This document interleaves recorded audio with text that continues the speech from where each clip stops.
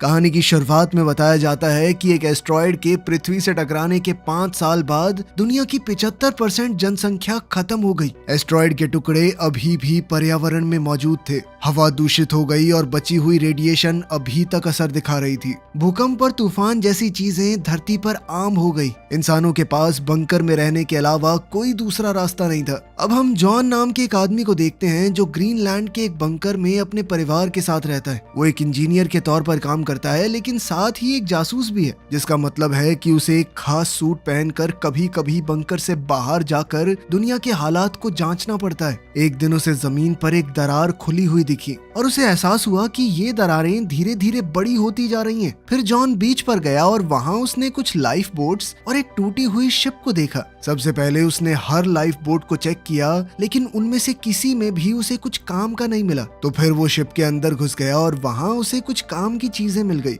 जिन्हें उसने अपने पास रख लिया। अंदर और आगे जाकर उसे बहुत सारी लाशें दिखी। चीजें ढूंढते हुए जॉन को एक नोटबुक भी मिली, जिसमें एक खूबसूरत फूल रखा हुआ था। जॉन ने उस नोटबुक को भी अपने पास रख लिया। उसी वक्त बंकर से उसे रेडियो पर एक चेतावनी मिली कि एक बहुत ही खतरनाक तूफान आ रहा है। जॉन ने पूरी ताकत से दौड़ना शुरू कर दिया, क्योंकि तूफान बहुत तेज रफ्तार से उसके पीछे आने लगा था। खुशकिस्मती से जॉन गेट के ऊपर से कूदकर सही टाइम पर बंकर के अंदर घुस गया और तूफान के अंदर आने से पहले ही उसने गेट को बंद कर दिया। खुद को बचाने के बाद जॉन सदमे में बैठ गया। वो सोचने लगा कि मौत के कितना करीब था। इसके बाद जॉन ने अपने थेरेपिस्ट से मिलने का फैसला किया और दुनिया की अजीब हालत के बारे में बातें करने लगा। थेरेपिस्ट ने कहा कि सबकी यही हालत है, लोग बस दिखा रहे हैं कि सब कुछ ठीक है। इसीलिए उसने जॉन से कहा कि चिंता क्यों कर रहे हो, तुम्हारे हाथ में कुछ है। अपने परिवार के साथ ज्यादा से ज्यादा समय बिताओ, खुलकर जियो। इसी बीच जॉन की पत्नी एलिसन दूसरे बंकर में बैठी लीडर्स के साथ मीटिंग कर रही थी, जहां सब लोग बातचीत कर रहे थे कि खाने पीने की चीजें खत्म होने लगी हैं। तभी एलिसन को एक मैसेज मिला जिसमें लिखा था कि जॉन सही सलामत वापस आ चुका है। उसी मीटिंग में डॉक्टर अमीना ने साइंटिस्टों से मिली जानकारी दी, जो उसे दूसरे बंकर्स से मिली थी। वो एस्ट्रॉयड से बने हुए खड्डों के बारे में थी। इन खड्डों का साइज और गहराई उन्हें तूफान से बचाएगी और मुमकिन है कि जहरीली हवा भी उनका कुछ खास नहीं बिगाड़ेगी। इसीलिए वो जगह रहने के लिए बढ़िया हो सकती है। लेकिन एडम ने याद दिलाया कि ये गड्ढे तो फ्रांस में हैं और पूरे यूरोप में लड़ाई चल रही है। तभी अचानक एक भूकंप आया और पूरा बंकर हिलने लगा। लेकिन सब लोग सिर्फ इंतजार कर रहे थे कि भूकंप कब रुकेगा और फिर अपने काम में लग गए, मानो ये बिल्कुल आम बात हो। मीटिंग में कोई कहने लगा कि ये भूकंप और ज्यादा तेज होने लगे हैं। फिर एलिसन ने सबको याद दिलाया कि बाहर कुछ लोग अभी भी फंसे हुए हैं, हमें उनकी भी मदद करनी होगी। लेकिन एडम कहने लगा कि हमारे पास और लोगों को रखने के लिए चीजें नहीं है और साथ ही वो आएंगे पता नहीं किस तरह की बीमारी ले आए, इसीलिए इस चीज को तो छोड़ देना चाहिए। लेकिन एलिसन कहने लगी कि वोटिंग करके ही पता चलेगा लोग क्या चाहते हैं। हाथ उठे और ज्यादातर लोगों ने एलिसन का साथ दिया। इसीलिए ये तय हुआ कि कल बर्फ पर चलने वाली एक गाड़ी को भेजा जाएगा। बाद में जब जॉन बंकर की पाइप्स को ठीक कर रहा था, तभी एलिसन ने अपने बेटे नेथन को बाहर देखा। इस बात से वो बहुत गुस्सा हुई कि बीमार हो जाओगे, अंदर आओ जल्दी। अंदर अपने कमरे में नेथन टॉर्च का इस्तेमाल करके अपनी बेडशीट में किए गए छेदों से लाइट मार रहा था, जिससे ऊपर की दीवार पर सितारे बन जाते और उसे ऐसा महसूस होता कि वो आसमान को देख रहा है।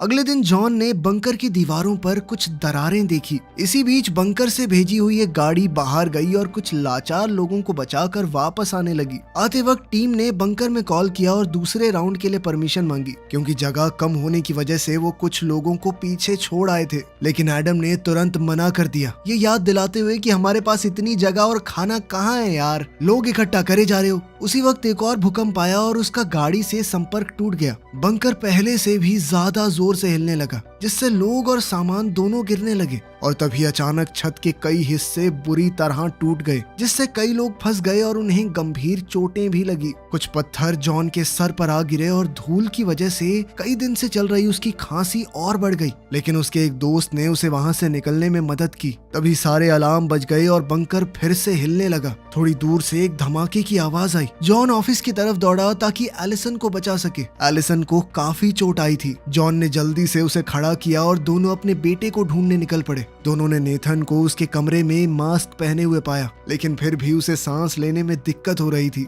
जॉन ने अपने परिवार से कहा कि जितना जल्दी हो सके सामान पैक करो, तब तक मैं और मास्क लेकर आता हूँ ताकि वो ये बंकर छोड़ सकें। सभी लोग घबराहट में इधर उधर भाग रहे थे, लेकिन जॉन फिर भी लॉकर्स तक पहुंचा और मास्क लेकर आया, जिसके बाद नेथन थोड़ा बेहतर महसूस करने लगा और परिवार ने बाहर निकलने के लिए तैयारी कर ली। जब बंकर का हिलना डुलना बंद हुआ, दीवारें भी टूटने लगी। बाहर के रास्ते पर एक परेशान भीड़ जमा हो गई, लेकिन गेट सिर्फ आधा ही खुला था और इस दरवाजे से निकलना मुमकिन नहीं था। इसलिए जॉन अपने परिवार को पीछे वाले रास्ते की तरफ ले गया। बदकिस्मती से पीछे का रास्ता भी टूट गया था। कोई और रास्ता ना होने की वजह से जॉन ने अपने परिवार को रेंगते हुए आगे बढ़ने को कहा। जैसे तैसे वो लोग दरवाजे के पास पहुंचे और जॉन ने दरवाजे का बटन दबाया, लेकिन भारी इंजन की वजह से बंकर और बुरी तरह टूट गया। पर कम से कम वो लोग सही सलामत बाहर पहुंच गए। बाहर भी तगड़ी भगदड़ मची हुई थी। जब जमीन में पानी के धमाके होने लगे तो दोनों ने नेथन को खो दिया और उसे ढूंढने के लिए वापस भागे।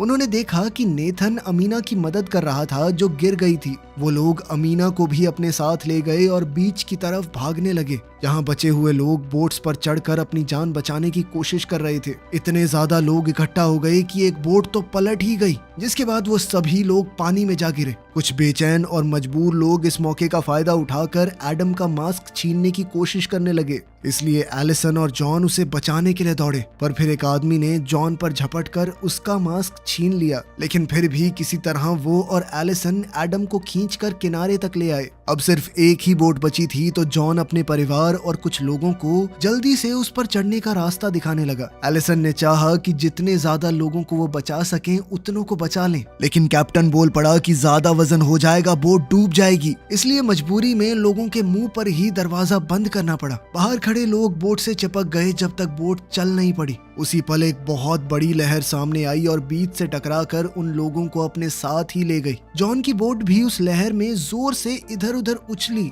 लेकिन कैप्टन ने जैसे तैसे बोट को संभाले रखा और वो लोग सुरक्षित तरीके से आगे बढ़ते रहे। थोड़ी देर बाद जॉन ने एक डिवाइस का इस्तेमाल करके कंफर्म किया कि यहाँ हवा की क्वालिटी सही है, इसीलिए वो अपने मास्क उतार सकते हैं। फिर सारे बैठकर बात करने लगे कि कहाँ जाना चाहिए, और क्योंकि आइसलैंड खत्म हो चुका था इसीलिए उन्होंने तय किया कि उनकी सबसे नजदीकी मंजिल इंग्लैंड है।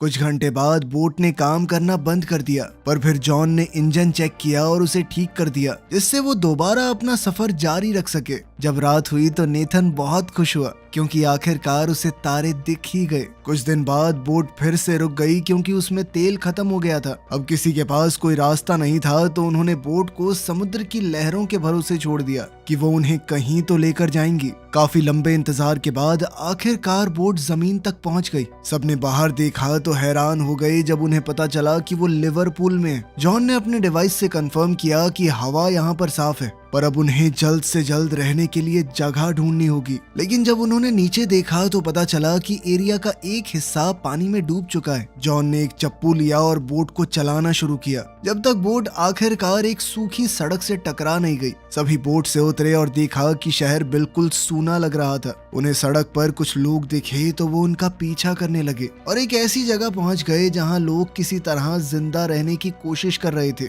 जॉन ने देखा कि उनमें से कई लोग बीमार लग रहे हैं, इसीलिए वो ज्यादा दिन तक जिंदा नहीं रह पाएंगे। जॉन के ग्रुप को चीखने की आवाजें सुनाई दी। आवाजों का पीछा करते हुए उन्होंने एक भीड़ को देखा। कई लोग एक बंकर के बाहर हल्ला मचा रहे थे, जबकि कुछ फौजी उस बंकर को गार्ड कर रहे थे। एडम गेट की तरफ दौड़ा और बताने लगा कि हम ग्रीनलैंड स्टेशन के सरकारी अफसर हैं, हमें अंदर जाने दो। इस पर फौजी ने कहा कि अपनी आईडी दिखाओ, लेकिन सिर्फ एलिसन के पास आईडी थी और उसे अपने परिवार को छोड़कर अंदर नहीं जाना था। एडम फौजियों से बहस करने लगा, जबकि भीड़ और ज्यादा गुस्से में आ गई। अचानक से एक फौजी ने एडम को गोली मार दी। जब भीड़ में खड़ा एक दूसरा इंसान जबरदस्ती अंदर घुसने की कोशिश करने लगा तो उसे भी गोली मार दी गई। सोल्जर्स ने गेट बंद कर दिया और अलार्म बजना शुरू हो गया। उसी वक्त आसमान में आता हुआ एक तूफान दिखाई दिया और भीड़ घबराकर भागने लगी। अमीना और जॉन के परिवार ने एक वैन को रोका और ड्राइवर से उन्हें लंदन ले जाने को कहा, लेकिन ड्राइवर पेमेंट मांगने लगा, जिसके लिए जॉन ने उसे अपनी घड़ी दे दी।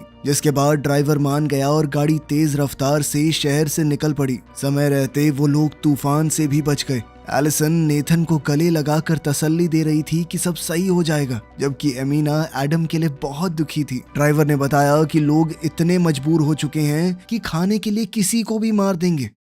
कुछ घंटे बाद वैन जंगल के बीच में थोड़ी देर के लिए रुक गई। तब जॉन ने ड्राइवर से पूछा कि तुम्हें फ्रांस की हालत के बारे में कुछ पता है? पर ड्राइवर कहने लगा कि वो इलाका बहुत ज्यादा खतरनाक है और मुझे तो एस्ट्रॉयड के खड्डे वाली वो बात झूठ सी लगती है कि वहाँ पर बहुत बढ़िया जमीन है, पानी है, सब कुछ है। अचानक उन्हें अजीब सी आवाज सुनाई दी तो उन्होंने देखा कि आसमान से अभी भी एस्ट्रॉयड के कई टुकड़े गिर रहे हैं। सभी लोगों ने तुरंत जल्दी से पेड़ों को पकड़ लिया ताकि वो हवा के साथ उड़ ना जाएं। लेकिन तभी वो ड्राइवर कहने लगा कि वो वैन ही मेरा सब कुछ है। वो अपनी वैन को बचाने के लिए दौड़ पड़ा, लेकिन इसी दौरान टुकड़े जमीन पर गिरने लगे और उनमें से एक ने ड्राइवर के साथ साथ वैन को भी तबाह कर दिया। जब ये टुकड़ों की बारिश खत्म हुई तो हमारे 4 बचे लोगों ने वैन से अपने बैग और काम की जो भी चीज मिल सकी निकाल ली और अब पैदल ही आगे का सफर जारी रखा। आखिरकार वो लंदन पहुंच गए और एक बहुत बड़ी बिल्डिंग का दरवाजा खटखटाने लगे। दरवाजा खुला पर अचानक से मैकेंजी नाम की औरत ने उन पर बंदूक तान दी,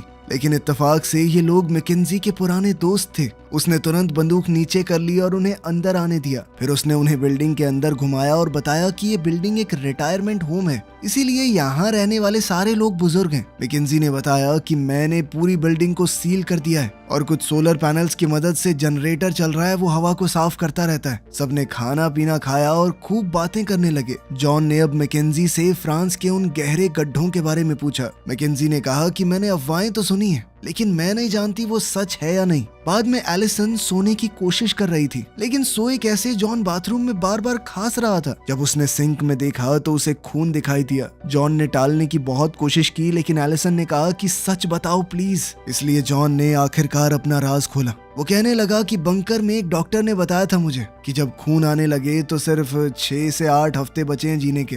ये सुनकर एलिसन पूरी तरह टूट गई। वो कहने लगी कि हम लोग यहीं रुक जाते हैं 2 महीने, तुम अपने आखिरी दिन आराम से बिता लो। लेकिन जॉन ने कहा कि मैं यहाँ नहीं मरने वाला, मैं तुम्हें और हमारे बेटे को सही सलामत फ्रांस तक लेके जाऊंगा। वहीं तुम्हारे लिए एक नया घर ढूंढने के बाद शांति से मर पाऊंगा मैं। अगले दिन मैकेंजी ने उन्हें रिटायरमेंट होम में खड़ी एक पुरानी गाड़ी सौंप दी ताकि वो लोग सुरक्षित अपनी जगह तक पहुंच पाएं। उसने जॉन के हाथों में एक बंदूक भी थमा दी ताकि वो अपनी और अपने परिवार की सुरक्षा कर सके। मैकेंजी ने उन्हें आखिरी बार गले लगाया और फिर चारों वहां से रवाना हो गए। कुछ घंटे बाद जब वो शहर के किनारे से गुजर रहे थे तो जॉन ने देखा कि नेथन उदास लग रहा है और वो आपस में बातचीत करते हुए कोई गेम खेलने लगे। पर तभी अचानक एक गोली खिड़की को तोड़ते हुए सीधा अमीना को जा लगी, जिसकी मौके पर ही मौत हो गई। झाड़ियों में छुपे कुछ आदमी उन पर लगातार गोलियां चलाते रहे, लेकिन उन्होंने इंजन को निशाना नहीं बनाया क्योंकि उनका मकसद कार को चुराना था। जॉन ने तुरंत गाड़ी के पीछे पोजीशन ले ली और जवाब में गोलियां चलाना शुरू कर दिया। जैसे जैसे लुटेरे पास आते गए जॉन ने उन्हें एक एक करके मार गिराया।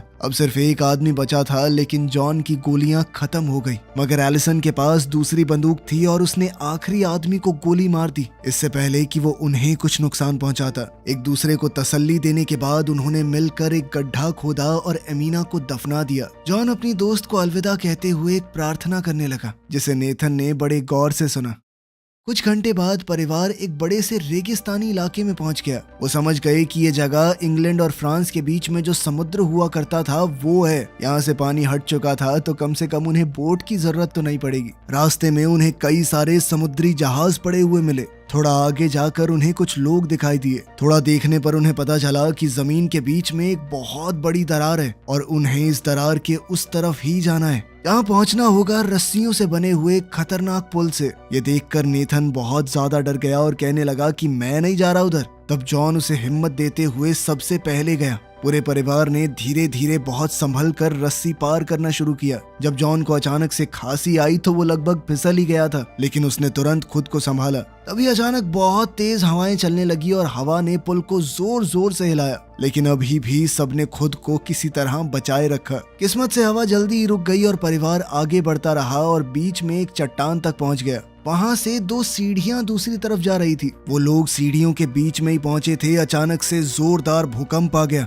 किस्मत से तीनों में से कोई नहीं गिरा। वो तीनों आगे बढ़ने लगे ही थे कि तभी अचानक से दूसरा भूकंप आया। इस बार दोनों तरफ की चट्टानें टूटने लगी जल्द ही रस्सियों से बना हुआ वो पुल भी टूट गया। कई सारे लोग खाई में नीचे गिर के मर गए। दूसरी सीढ़ी पर मौजूद एक आदमी ये देखकर डर गया और उसने जल्दी से दूसरी तरफ पहुंचने के लिए अपने आगे लगे हुए आदमी को धक्का देकर खाई में गिरा दिया, लेकिन फिर वो सीढ़ी पूरी फिसलने लगी। इसीलिए वो आदमी छलांग मार के नेथन के ऊपर कूद गया। इसी के साथ दूसरी सीढ़ी नीचे खाई में गिर गई। परिवार ने नेथन को पकड़ के रखा जबकि वो आदमी फिसल कर अपनी मौत की तरफ चला गया। नेथन को उसके माँ बाप ने वापस ऊपर चढ़ने में मदद की और फिर किसी तरह सीढ़ी को पार कर लिया। अब उनके पास पैदल चलने के अलावा कोई चारा तो था नहीं, लेकिन चाहे वो जितना भी चलते जाएं सिर्फ एक वीरान जमीन ही नजर आती थी। तभी अचानक से उन्हें गोली चलने की आवाज सुनाई दी और उन्होंने डेनिस नाम के एक आदमी को उन पर बंदूक ताने हुए देखा, लेकिन उसने बंदूक को नीचे कर लिया जब उसे एहसास हुआ कि ये लोग लुटेरे नहीं हैं। वो उन्हें सीधा अपने घर ले गया। कुछ ही देर में जॉन और उसका परिवार फ्रांस पहुंच गया।